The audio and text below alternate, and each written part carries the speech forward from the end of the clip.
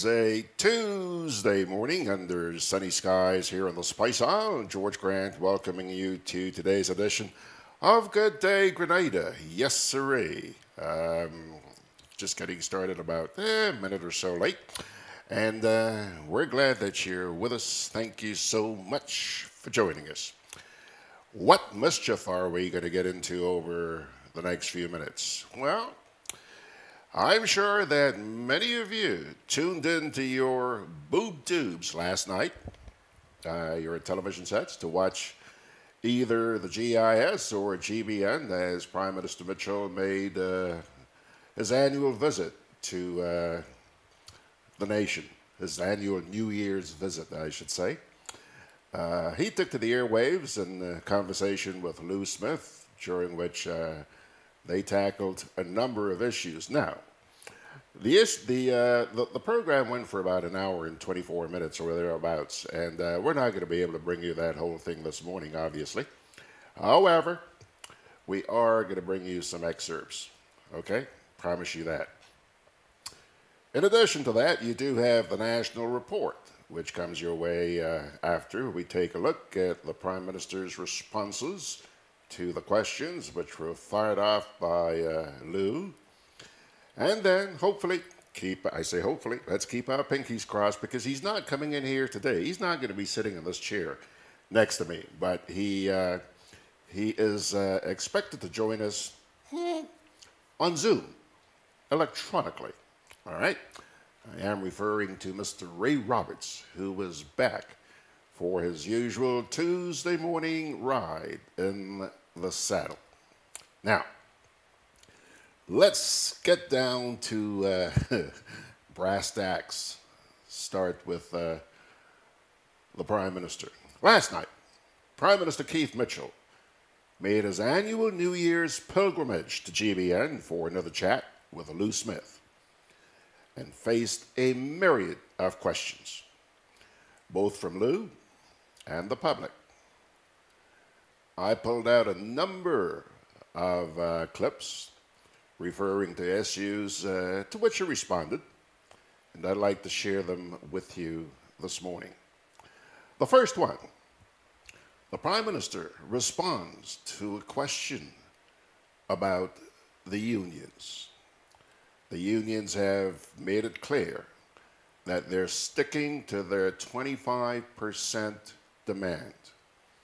Here is what Prime Minister Mitchell had to say about that. Well, if you're negotiating, you don't stick to one particular number. Negotiations is what it says, negotiations, and the government has moved, and for the trade unions, leadership must also move. The government position is based on facts, and that is what it's supposed to be. It's not based on emotionalism and what one thinks he should get. So we are in negotiation, our team is working, and the government is supporting the process. So hopefully we'll see an end to this not long from now.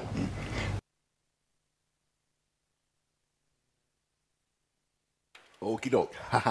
I'm a little bit slow this morning. Anyhow, that's the Prime Minister talking about the unions. Now, big question.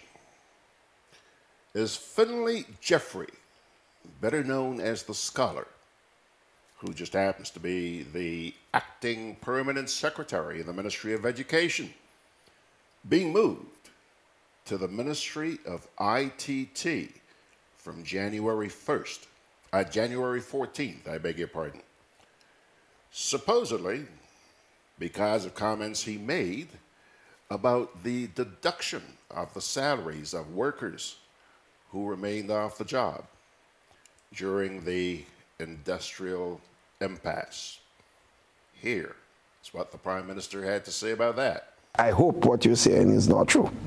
I hope he's quoted wrongly, but because clearly I don't know that that the Public Service Commission was responsible for designating persons in positions from one position to the next, has in fact made a decision yet, and I don't know if it has been communicated accordingly. So I'm a bit shocked and surprised that anyone will make statements to the effect that they have in fact been moved.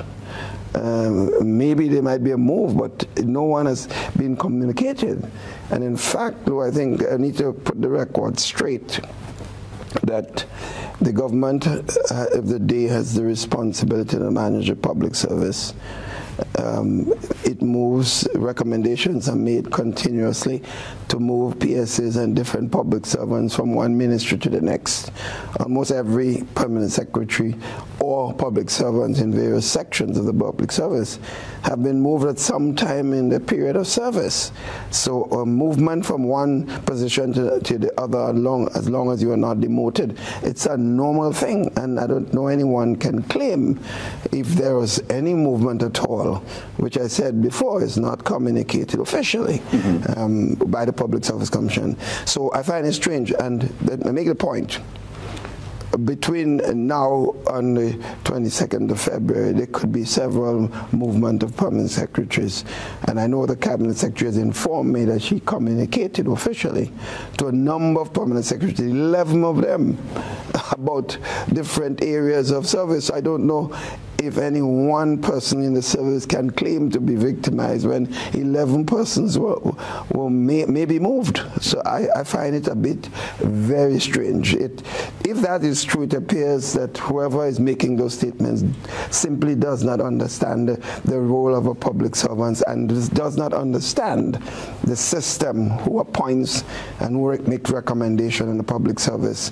And as long as you are not demoted from one position to the next, then that is the right of the Public Service Commission. So it's unfortunate. I hope and pray that statement didn't come. Maybe there are rumors. I hope it's not a true statement, because then it would be certainly not in keeping with the responsibility of a senior public servant. Now, while you're sitting there listening to the Prime Minister talking about the scholar, I'm sitting here wondering, hey, where is everybody this morning? And lo and behold, guess who pops up? Mags out there in the Big Apple says, hola, hola. Hola to you too, Mags. Okie doke. So, you've heard two of the responses from the Prime Minister to Lew Smith last night. Well, we got two more. Following up on the protest action, which was taken by the Grenada Bar Association at the registry yesterday, Lew Smith brought up the issue about allegations that government had been outbid by another entity for a building which they had hoped would house the new courts. Here goes. The Grenada Bar Association, sir, this morning staged a protest to bring to the public's attention the state of the judiciary. Legal Affairs Minister Kendra Mathurin-Stewart in a previous interview said that government was pursuing the purchase of RBTT building in downtown. We understand the government was outbid by a credit union. Is this correct? And if so, what's the way forward in terms of providing adequate facilities for the legal people? Well, I think even the Bar Association and members of the legal fraternity pointed out many of the problems that we've seen today were not just in this particular period. They agree on this. And this government has invested quite a lot in resources in attempting to solve the problems of the courts. We got into an arrangement with Cable and Wireless for the building on the wharf where two courts were held. And it's understood that complaints were made by judges of certain environmental problems. And therefore we had to abandon that and search elsewhere. In other words, if that place was not became a problem in the eyes of those serving there, we would not be talking the language today where those court places were there. So the government made an enormous investment in attempting to solve that problem there. We have also made several attempts. The building, the ICO building on just in Lucas Street there was also made a temporary solution for one of the courts. We also used part of the parliament, the new building, for a temporary solution, while we were negotiating with private parties to get a building. And by the way, we have in plan investment over millions, multi-million-dollar project for a legal complex. That is the permanent solution. But in the interim, we have to find a building, and we've been negotiating with several private parties. The NIS building was looked at, and the Bar Association itself rejected that and said that they didn't think it was adequate because of the parking situation in the town of St. George. So to imply that by anyone that the government has not been trying hard to solve this problem, it's not an accurate statement. Well, I think that parking would be more acute if you go to RBT building. Well, that's what I'm saying. So every place you look at and attempted to obtain became a problem. So we have a problem, and it's unfortunate. And as the Minister of Health says, the Legal Affairs indicated that we agree that the Bar Association has been patient to some extent and been working with government. And I believe that we will get past this. It's unfortunate. This is not a nice situation for the government. It's not a nice situation for the people. And we know that the whole question of justice in the country is a concern of everyone, and one cannot say the problem with the judicial system in the country is just the physical courts. We have a far more bigger problem than this. Example? Well, I would not go into it at this particular time, but I think we know the average man complained of the lack of quick justice, even when we had the best buildings available and all courts functioning. As I always said, one of the unfortunate thing about all that is happening, the final court of justice in our system is the Privy Council. And it's unfortunate because the Privy Council should have been able to help us at the lower courts if it really cared deeply about what's taking place and helping to deal with some of the vexing problems that we have faced over the years within the judicial system. But it has not done so. And it's unfortunate because I honestly believe that the Caribbean Court of Justice would have helped considerably in helping us to deal with the question of quicker justice and more appropriate justice in the region. I really believe that. Now, there you go. That's number 3 of 4 parts that we're going to bring to you this morning. There were a lot of questions asked, including the status of the oil and gas exploration, which is taking place here in Grenada. For those of you who may be interested in seeing everything that was discussed last night, I humbly suggest to you that you go to the GIS's website, which is gov.gov. Okay, gov.gov. You'll be able to see the whole hour, and I think it was an hour and 24 minutes or so. Just let me take, before I bring you the final part, let me take a quick glance here. We've already said good morning to Margaret. Irene Ratanzo also joining us. And Benedict Cador is saying here, I hope there were follow-up questions. Good point. Good point, Benedict. Like I said, check it out on the gov.gd website, and you'll be able to see the entire hour and 24 minutes. Now, finally, what about how soon will the investigation into the MNIB fiasco begin? The Integrity Commission has begun an investigation into the current and past affairs of the MNIB. A commission inquiry, I understand, is scheduled to begin in the first quarter of this year. At the center of the investigation is the former Chief Executive Officer, Roel Edwards. How soon will that investigation begin? And any idea of possible? I don't want it to be said the center of the investigation, any one person.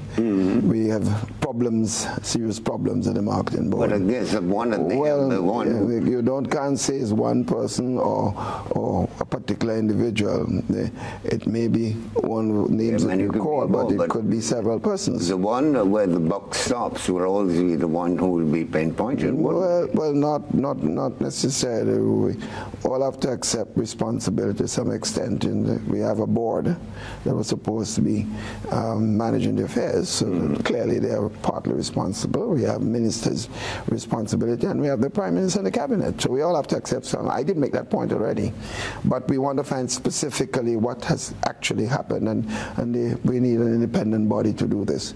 There's already started interviews by the Integrity Commission. I myself appeared before an interview panel at the Integrity Commission, and indicated from questions asked what I thought about what's taking place for any information that I have gleaned. And I think several persons in the public service have also been called. The former Minister of responsible for the Marketing Board, Oliver Joseph, also gave an interview. So we are not treating this lightly, because where I sit as Minister of Finance, I see the kind of expenditure we now have to undertake to deal with the problems of the Marketing Board. It's a very uncomfortable thing for me. Right. You haven't told me as to when it might begin and possible. Well, they expect that they indicated that when the interviews are finished, they will gather lots of information. They will then look at the specific commission inquiry. Have we appointed or not yet identified someone who is not yet, but there are in fact movement to do precisely this, to get top persons which appear to be very independent, because we want the thing to be transparent and above board in every respect. Otherwise, it would no point doing it in the first place. I understand that money from the MNIB was used to help fund the new National Party's election campaign. You want to ask me where we got funding for the campaign? Well, it's one of the issues that will come sometime. That's crazy stuff. Campaign funding. That's absolute crazy stuff. It's anyone with any sense of fairness would never make a statement like this. That is, with no question, our party will never want to use any state corporation to finance the operations of government. We don't operate like that. Maybe some people in the past did it, but not this new National Party. So I don't, in fact, Lew, the first time I've heard this, usually I hear all kinds of rumors. I've never heard this one, honestly. I've never heard it. Whatever was the first time. Well, I've never heard that one. So, there you have it, folks. 4 excerpts from the Prime Minister's visit to GBN last night, which was also carried on the GIS. And as I mentioned, we're not able to bring you everything this morning. I had actually just planned on pulling out those 4 excerpts. But you may go to gov.gd. Simple. Check it out in its entirety. Okay? Meanwhile, on Facebook here, Irene Rattan says, wait a minute. So that investigation don't start yet? That's what she's asking. That's right, Irene.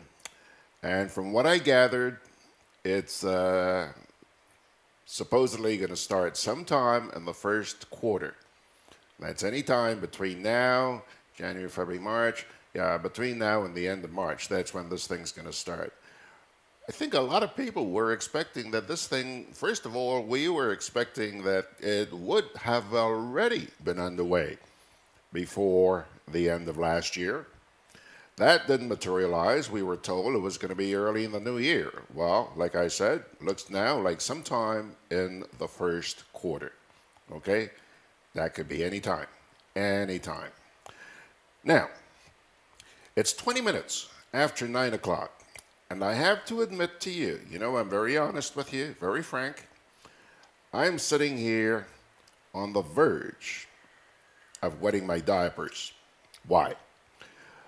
A short while ago, just before I went on the air this morning, I spoke to Ray, and he said that he was not going to be able to come in here in person this morning. That's understandable.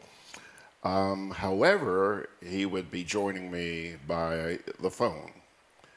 Well, I asked him to call me at about 10 after 9. That's about 11 minutes ago. And I haven't heard from him. So, I don't know if he ran out of batteries or whatever, but I'm, I'm just hoping that while you listen to and watch the national report from the GIS, I will receive that call from him, okay? You know, these things do happen, but I also think I need to give you a heads up that this morning's program, in the event that I do not hear from him, this morning's program going to be just a wee bit abbreviated.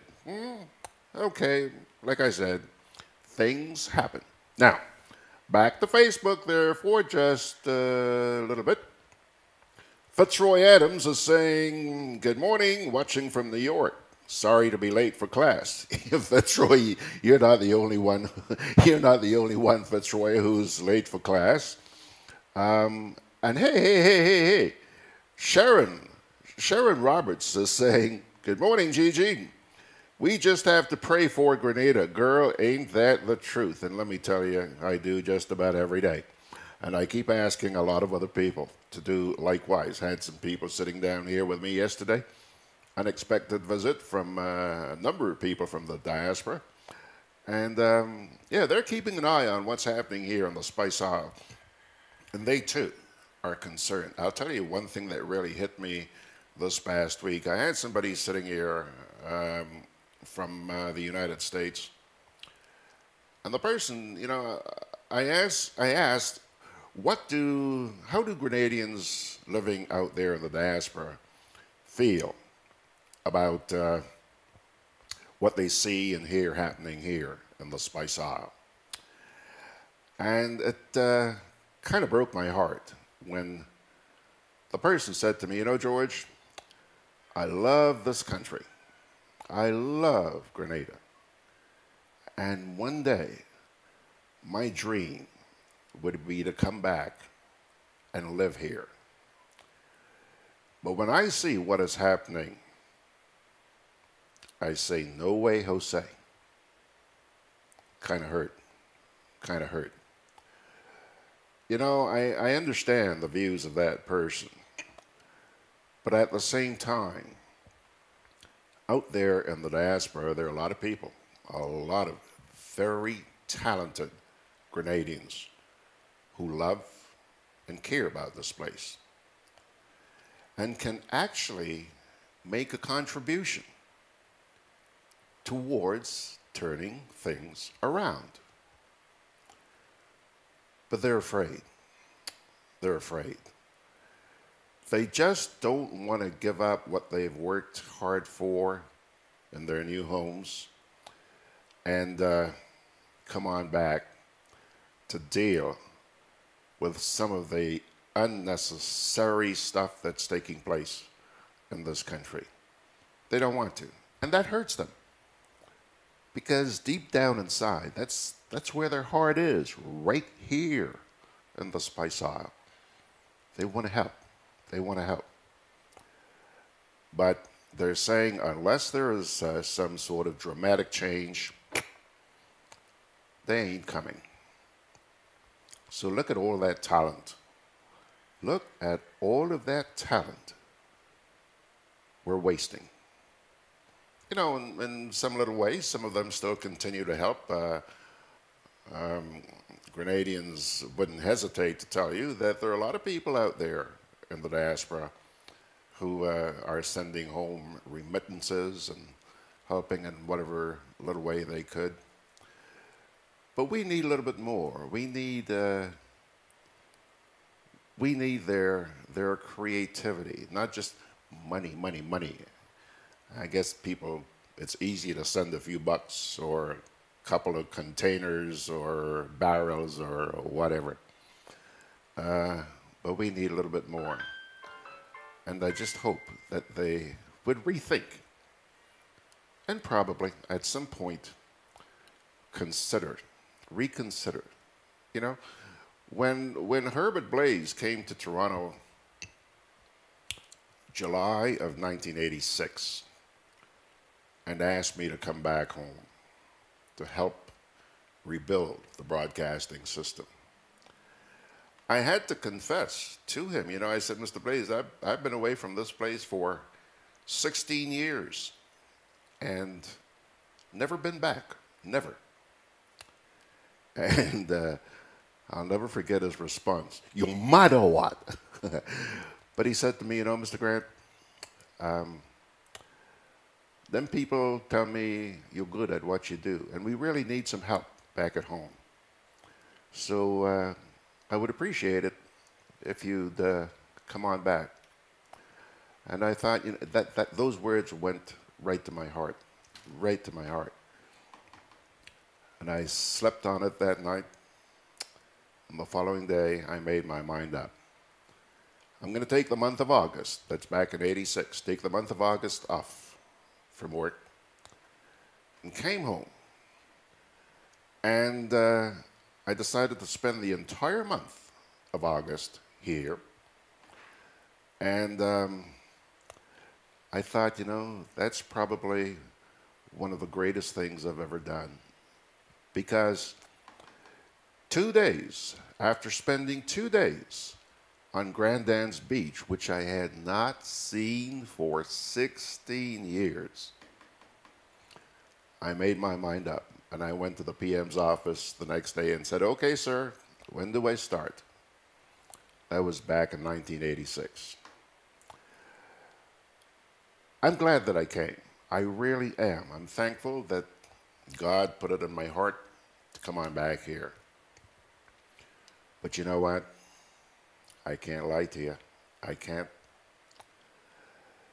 It's been some of the most difficult years of my life when I see what is happening here. Why? We have such a beautiful, beautiful, blessed little island. I sometimes refer to Grenada as a rock. And we're not taking advantage of all that's been given to us, you know? And yesterday, when these folks were sitting down here, I said to them, you know what? I still remain very optimistic that things are going to start getting better this year. Yeah, call me crazy, call me wacky. That's fine. But I have to be optimistic. I have to be optimistic. Having said that, I will admit to you that based on what I'm hearing on the ground, we have got some very challenging days ahead. Very challenging. And it seems like things are going to start to unfold in the very near future. I mean, look, we have two issues on our hands right now. One, for the last several months, we've had the issue with the trade unions, or the labor issue here in Grenada. And then yesterday, you saw that the lawyers have started to show their mettle. And yesterday, somebody sitting here said to me, the fishermen, I understand the fishermen in Carriacou ain't that happy either. So there's something boiling up out there. And despite my optimism, I cannot ignore the facts. There's something going on. But yet, I will continue to remain optimistic. And like Sharon said here this morning, where's Sharon? Sharon says, we have to pray for Grenada. Yeah, God does answer prayer. And I hope that those of you watching and listening out there this morning will join Sharon and me and a lot of other people who are currently praying for Grenada. Okay? Seems to me that's the only way out right now. I'm not being pessimistic. I'm not being negative. I'm being realistic. And for some people, that's hard to take. Yeah? But I'd rather be objective than just ignore things. And then when all hell breaks loose, oh my goodness, look at what's happening here. No, no, no, no, no. Me ain't that. I'm sorry. Okay? Let me get back here to, back to Facebook. We have now been joined by Ashton Fletcher, who's saying a good morning to you, George, from Louisville, Kentucky. Hello there, Louisville. Fitzroy Adams is saying, George, I listened to KCM last night. This man don't tired of lying and fooling the uneducated people. Fitzroy, I'm not going to go as far as accuse the PM of lying. I've heard other people do that. They're entitled to it. They're entitled to it. I see things. They contradict what I happen to know to be reality. And I form my own personal opinion. But I'm not going to go as far as casting aspersions here. Okay? I understand the way you feel. Hey, I'm not arguing with you. I understand the way you feel. Okay? And you're not alone. Okay? Margaret says, Fitzroy Adams, that may be true, eh? But consider that none is so blind as those who will not see. I am of the opinion that most of the so-called uneducated are being deliberately obtuse to protect their own self-interest. Yo, Mags, couldn't have said it better. Couldn't have said it better. We're always very, very quick to point fingers to the government. Hey, I don't have a problem with that as well. I don't have a problem with that as well. What I have a problem with is that a lot of the people who are pointing fingers at the government are in a position to make change. And they don't. And then point fingers. I pray that you're not one of them. Please, let's get serious. Let's get serious. Let's enjoy what has been given to us on a silver platter. Pilgrims, I'll tell you what. Oh boy, yeah boy. You guys got me started this morning, eh? Didn't you? Well, yeah. Okay. Let me try and pay some bills here, and then we'll come back with today's edition, or last night's edition, of the National Report. Together with you, our customers, we energize our community. Together with you, we energize our economy. We are working together to give our nation a better tomorrow. With you, we energize our future. Together, we energize our nation. Thank you for partnering with us as we energize our Spice Island. Renlec, energizing our Grenada.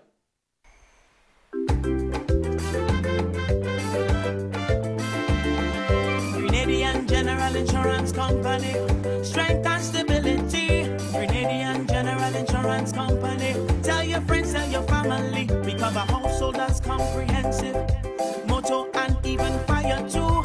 Contractors all risk burglary, public liability, professional indemnity, directors liability, and wait, we still have more. Come and find out more what you're waiting for. We are located on Scott Street, St. George's. For more information, call 440 440-2434. Tell everybody. Juve chocolates, cocoa nibs, and cocoa balls from Diamond Estate Grenada are now available at Amazon.com, Amazon.ca, Amazon.co.uk, and GrenadaMarket.com. Try the sensational touch of nutmeg and a touch of ginger chocolates, 75% dark and rich, 100% pure cocoa, and their 60% dark and sweet chocolate bars today. Amazon Prime members enjoy free shipping on these orders in the USA, Canada, and Europe. GrenadaMarket.com. When you can't come to the island, the products of the island will come to you. With free island-wide delivery, Hubbard's Building Supplies and Lumber Departments continue to provide the best quality lumber, steel, tiles, plumbing materials, electrical and general hardware supplies at competitive prices. We continually consult with builders, homeowners and contractors to improve product range and services. Enjoy discounts where applicable, including the use of credit and debit cards. At Hubbard's Building Supplies, Grandance and Lumber Department, Caranage, we offer quality service, affordable prices, giving you the convenient, reliable, free island-wide delivery. Call 440-2087 for all your home improvement and building solutions.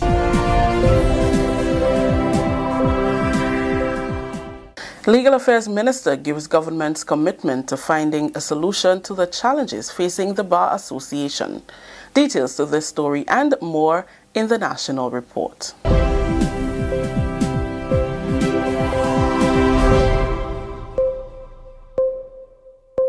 With the details to the news for today, Monday, January 7th, I am Rikisha St. Louis. The government of Grenada says it remains committed to finding a solution to the lack of suitable housing for civil and criminal courts and other matters affecting the legal fraternity. Minister for Legal Affairs, Honorable Kindra Matthew Stewart, says while there is some difficulty in finding a single space for all the courts and its facilities, they will continue to search for an interim solution to ensure the judicial system remains intact.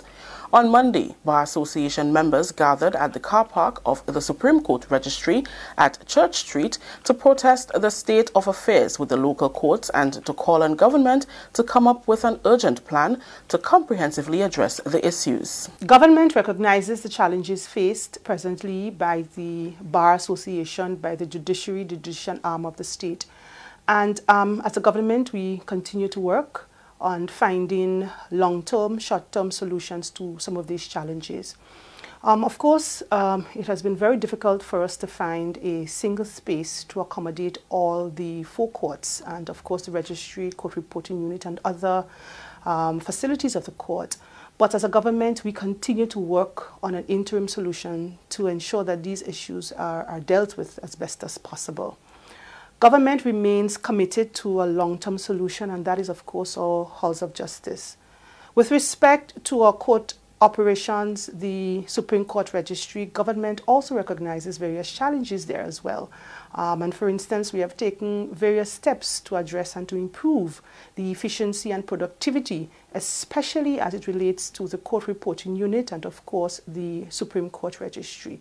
So all in all, we are quite aware, and we are not just talking, but we will be putting necessary resources into those areas to ensure that our judicial system remains intact. Minister Matthew Stewart also commended the President and membership of the Bar Association for working with government to find a solution to the problem. They really cooperated and with us during this process, and we continue to work together. I believe that is the only way, the only how that we can find a solution once the parties that are involved really continue to work together. And the Bar has been working with us at the Ministry of Legal Affairs and with the government, and of course is something that we expect to continue in the future. Member countries of the Eastern Caribbean Currency Union are working towards strengthening their banking systems. The 2015 Banking Act was recently passed in the Upper House in December 2018 following amendments to the bill. The Banking Act of 2015 has been the topic of discussion within the Union's member countries as they seek to bridge gaps within the financial sector. Senator Dr. the Honorable Winston Galway said one benefit to be derived once the Act is passed is the establishment of a system that can operate failed financial institutions until an investor is found. Banks oftentimes will find himself into difficulties, probably become insolvent, as the case may be. And a bridge bank will be established by the regulator or the central bank to operate a failed bank until a buyer can be found for its operation. And that's basically what the definition is. So in this case, we're saying here, Mr. Deputy President, a bridge bank is a temporary bank created by the central bank or, in some cases, the regulator, in order to operate an insolvent or failed bank for a defined period of time, which usually is 12 months or maximum 4 years. In our jurisdiction, we look at 4 years. Some jurisdictions, they have 3 years. According to Senator Galway, the 2015 Act is harmonized within each ECCU member state as they work towards strengthening the financial and banking system. It reflects the views of stakeholders from 2015. The legislation also is harmonized within the region and within all the territories of the ECCU. So what we're passing here is what will be passed in all the other ECCU countries, Dominica, St. Vincent, St. Lucia, and the like, St. Kitts, and so forth. But the objective here is to ensure that our banking system within the region is tight. Whatever gaps may have been existing is now closed, and to ensure that the investors' monies are protected. This is the National Report. We'll have more news after the break. We're back with you to continue the work. We need you to improve our Grenada, Carriacou, and Petit Martinique.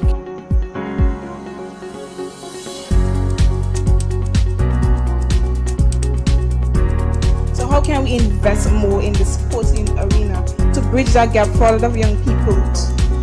I think there should be more forums like this. We need to find a way in which to combat that now. Join us for the next Contributors Forum on Tuesday, January 8th, 2019 from 7 p.m. at the Croshu RC School in St. Andrew. Welcome back. The Royal Grenada Police Force says it will not rejoice over the collection of over $70,000 in revenue from traffic violations. Head of the Traffic Department, Inspector Linford Kingston, made the statement during the RGPF's first press briefing for 2019. He said the increase in revenue in that area speaks volume to the levels of lawlessness in the country. The Traffic Department and Advisory Body will embark on an awareness campaign this week to educate Grenadians, especially drivers, on the importance of road safety, parking laws, and other pertinent areas. Based on the revenue collected from the 6th of February to the ending of December, we have collected some $73,000 and for vehicles that was clamped for violating our no parking sign. And this to me isn't good news for me. It therefore means that we have a lot of work to do still, right? Because we have made sure that we have put up our no parking signs, and we have even put additional information on the sign as a means of deterring drivers, but yet for they still find persons parking there. So it goes to show that there is a bit of lawlessness, right? And we really need to bring that under control. ACP Jesmond Prince explained that the division will also be collaborating with the Ministry of Works in 2019 to train traffic wardens. We anticipate that there will be some traffic wardens distributed throughout Grenada and Carriacou. I can't tell you exactly when they would be on the streets, because of course they would have to go through some training and all of that. But the process has started, and we are working in collaboration with the Ministry of Works, who would have a major responsibility in this effort. And so we anticipate that in the not too distant future we may see quite a number of persons out there performing that function as traffic wardens. So rest assured, it is coming on board. I can't tell you exactly when yet, but it is coming on board. We've started the process, and so we expect that very soon we would see some actions on our streets in that regard. He said with the introduction of the wardens, policing will be made easier. Once you're parking a no parking sign, the traffic officers who are moving around will do the necessaries, whether to give you a ticket or to apply the clamp. Whichever is applicable at the time, they would use that to deal with the matter. But we wouldn't always find all of those violations. I think with the wardens coming on board, they will be able to be better policed and avoid anybody parking or stopping in a way to cause an obstruction. And finally, the Parliamentary Elections Office says the official consolidated list of electors as of December 31st, 2018 will be available for inspection from Thursday, January 10th, 2019. The office says there will be a 7-day period for claims and objections regarding the list from January 10th to 17th, 2019. The list can be found in each parliamentary elections constituency office and at post offices, police stations, medical stations, and other public places. The office adds that requests for alterations or corrections of any error in the name, address, or polling division of any registered person should be submitted to the registration officer of the constituency on or before January 17th, 2019. That story just ended the national report for today, Monday, January 7th, 2019. Now to recap the top story. Legal Affairs Minister gives government's commitment to finding a solution to the challenges facing the Bar Association. On behalf of everyone who made this newscast possible, I am Rakisha St. Louis saying thank you for joining us. Until next time.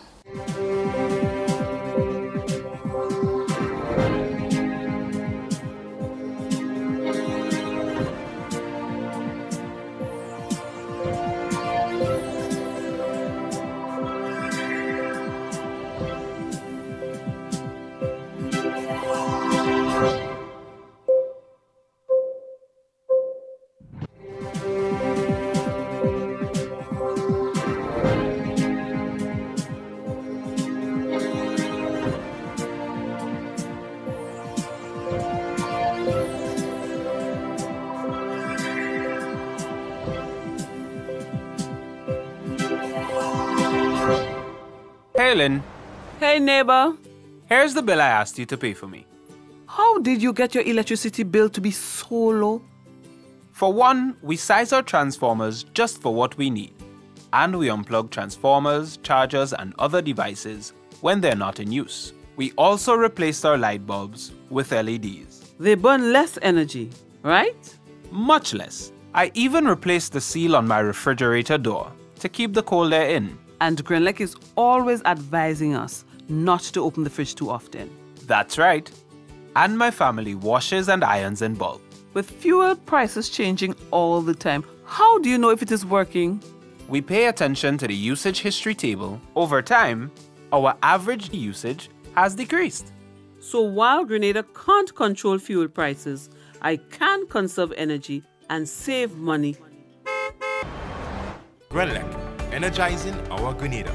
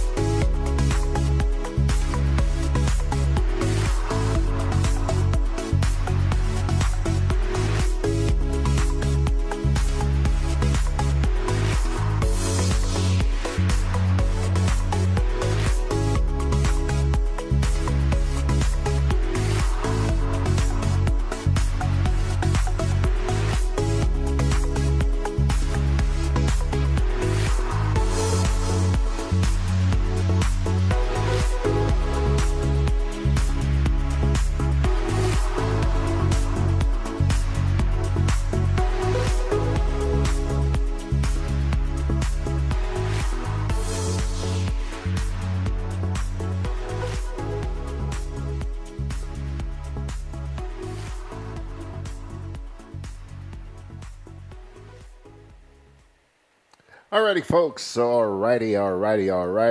I am on a high right now, and let me tell you why. First of all, let me say good morning to Lydia James. Lydia has shown up, and she's saying here, sorry for being late. Better late than never. Well, Lydia, let me tell you something. The policy around here is that whenever you're going to be this late, you have to bring along a note and present it to Margaret. And that note has to be signed by your mom or dad explaining why you're late, okay? Veronica Sandy is also saying good morning. She says, I'm so late, but I'm here. Overslept, not feeling well these past days. Well, Veronica, we certainly hope that you're going to be feeling better by the end of this day. Say a little prayer for you. And the good news, pilgrims, yes, man, the good news, take a look. He's there. It's hard to see him because, let me just put it this way, one step at a time. You are actually seeing Ray, and you're about to hear Ray. For the first time, we have gotten this electronic hookup between Ray and me going right. But we still have some work to do with his lighting. Ray, first of all, let me say this to you, sir. You're going to have to bring me a box of Pampers because I told my listeners this morning that you had me on the verge of wetting my diapers since I hadn't seen you show up at 10 after 9 like I thought you would. So okay. I just about wet my diapers. However, we are happy that you are here. Good morning, sir. Morning to you, George, and to all your wonderful... A few minutes ago, I was hearing him, and we're not hearing it. Ray? I have not touched anything. What did you touch, sir? Nothing, absolutely nothing. Ray?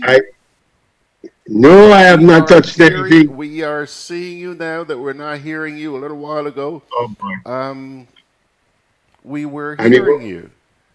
Yeah, that's the problem. I don't know what... I didn't touch anything after you said to me, I'm getting audio. So I don't know what has happened thereafter. Oh, boy. Well. Yeah. Hello? Hello, I'm hearing you. Okay, I'm hearing you now too, Ray. Okay. I'm hearing you. So all is well, sir? Well, yes, well, I think we got one step. At least I think I can learn again. Absolutely. Because that is one step. Absolutely. Thanks. Yeah, I did indicate by a message that I was struggling to get this thing on track. So it's on track.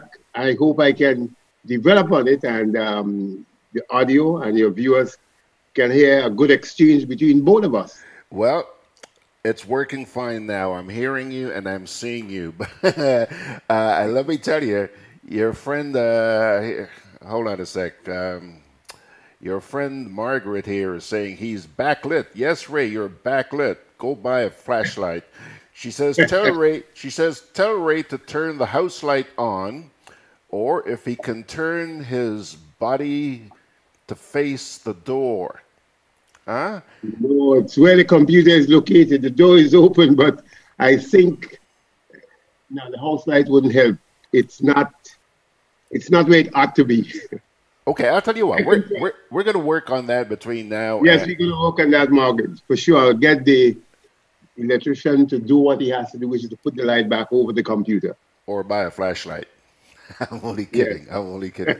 Ray, listen, man, we're almost out of time this morning, but I have to ask you this: Did you watch the PM last night?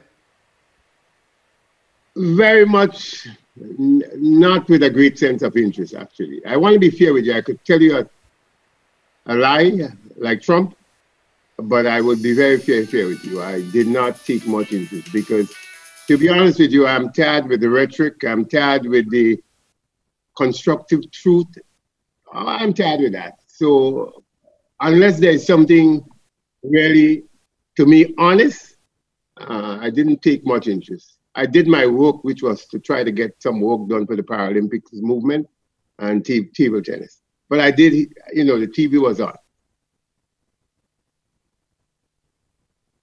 Yeah, because you see, the point I'm making, let's take the biggest issue in the country, which is the 25% gratuity. I mean, we both know what it means to be senior. And if people look at this issue carefully, they would see that the Prime Minister is not making any intelligent sense. I mean, I got an almanac from the NIS. If you look at it, Grenada is 9%. Barbados is 23%. That's what they're paying there. Dominica is paying more. I mean, I know it's all about votes and fooling people who will not take time to read and, to look at the reality. So I would say, unless to me he is honest to tell people, look, those who are under 45, you'll have to begin over a 5-year period, a 10-year period. We have to catch up with the other countries so that when you retire, you can be assured that your 25% gratuity and whatever it is.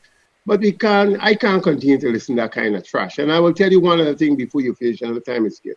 I'm disgusted of a few people. Now I hear about a national plan. I went to church on Sunday and, somebody spoke about it. Wouldn't call the name. But then I said to the person, not a single word about the teachers' issue. I mean, it's been going on for a long time. I go to church every Sunday. But we come with some national plan and we're telling everybody in the church we must be part of it. Why not be part of the teachers' discussion, boss? I'm not going to be in any national plan unless top of the agenda are the teachers' issue.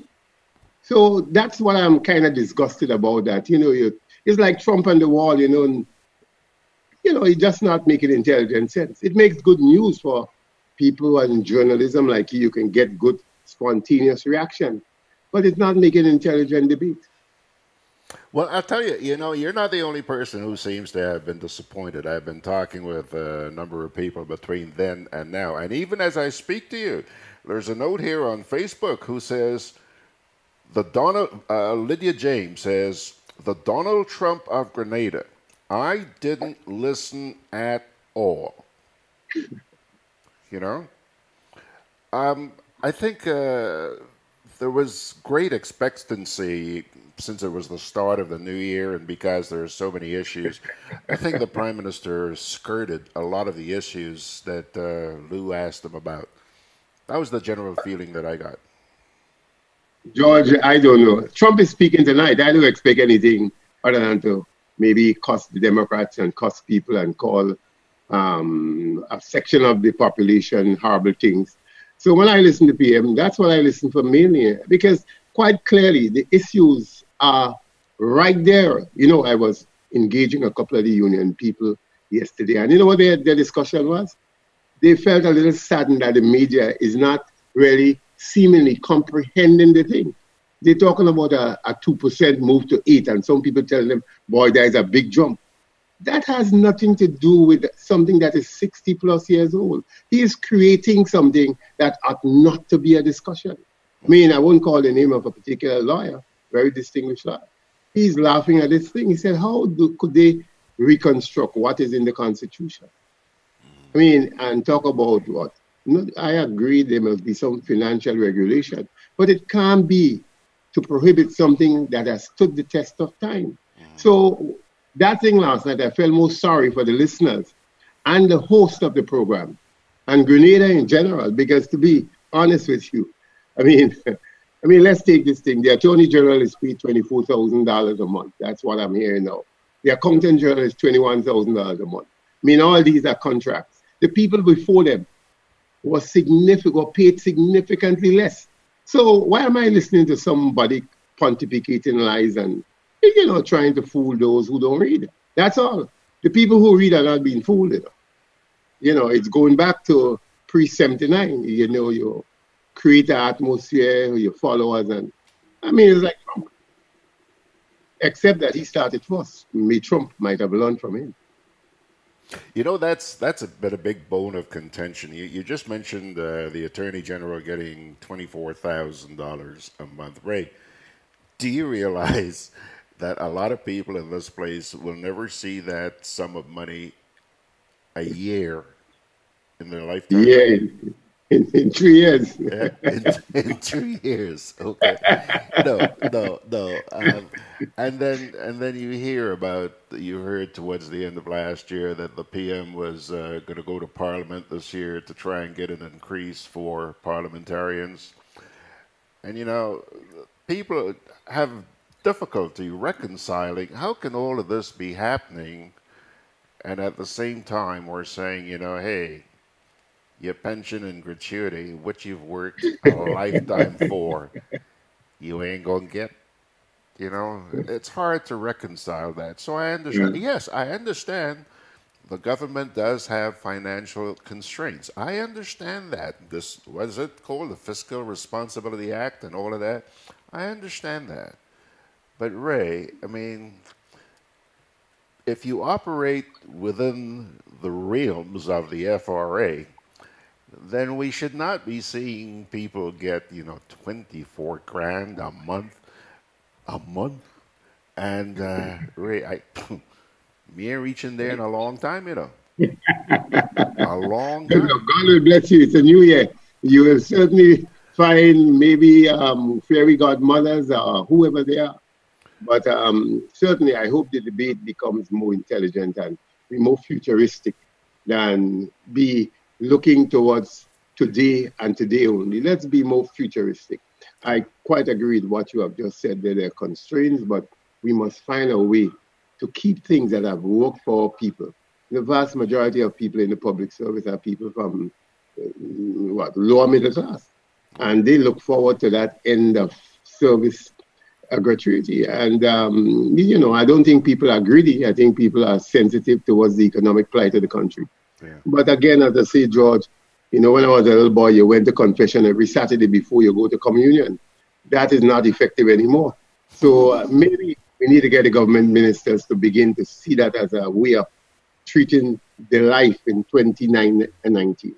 Yeah. One thing we forgot to mention, I'm sure you heard towards the end of last year that the salary for the press secretary to the PM is going up as well, up to $90,000. Yeah, well, as I say to people, that's the kind of, let's put it this way. I owe you, George. I'm not paying you, but I can treat another section of my friends very well. And you are there wondering why Ray is not paying me. So we have to forget this thing across party lines and see this thing for what it is worth. Those who choose to ignore it now, me and you may not be around, but they will live to experience it. Because you can only learn from those who come before you, unless you're God. Yeah. So I wish those who seem to be ignoring it the very best. There's a note here on Facebook from Lori Bridgman. She says, I remember when he made Herbert Blaze sell the telephone company. So why can't he sell something to pay the pension and get money to rebuild Seamoon for a court complex? Well, again, as I say, what is attractive is what gets votes. So how many lawyers? 190-something lawyers? Let's say 200.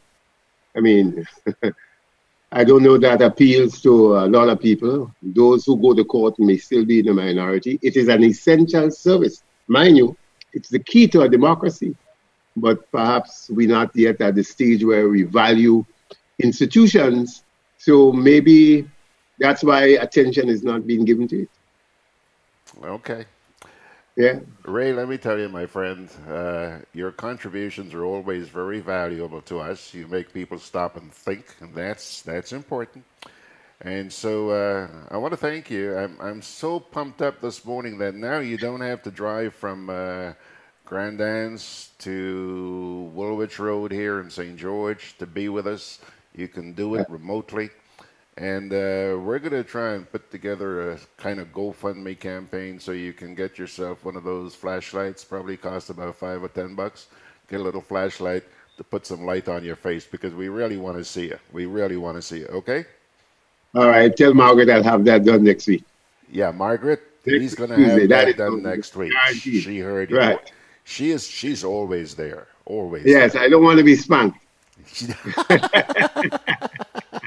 He doesn't want to be spanked. Okay, Ray, thanks a lot, buddy. Good to see you as always. Have a good day. Man. Bye-bye. Thanks. Care. Okay. Yes, sirree. Ray Roberts there. Oh, we are so happy that we can get this thing done remotely now. Pilgrim's Georgie Porgy has run over time. Talk about spanking. So let me tell you what. We're going to pull the curtain down on today's edition of Gudday Grenada. But before we go, as always, I can't help it. I have to leave you with something inspirational. This morning, one verse, and it comes to you from the book of Jeremiah 29, verse 11. Take this to heart. For I know the plans that I have for you, declares the Lord. Plans to prosper you and not to harm you. Plans to give you hope and a future. Jeremiah 29, verse 11. Lord, I hope you are speaking to this country. Plans to give you hope and a future. Lydia James is saying, Happy New Year, Ray. I guess Ray is gone. And Margaret says, you better. Okay, folks, that's going to do it for today's edition of Gudday Grenada. It's been a pleasure, as always. Please spread the word that we're on every weekday morning from 9 o'clock until 10 o'clock.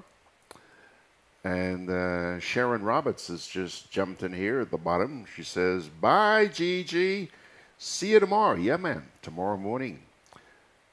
Sharon is off island, but she's going to be joining us tomorrow morning at 9 o'clock. Well, she's going to be on at about 9:30, okay? But one way or another, she's going to be with us. Sharon, always so good to see you, girl. So, folks, you have yourselves a wonderful day, and may the good Lord bless and keep you. Cheers.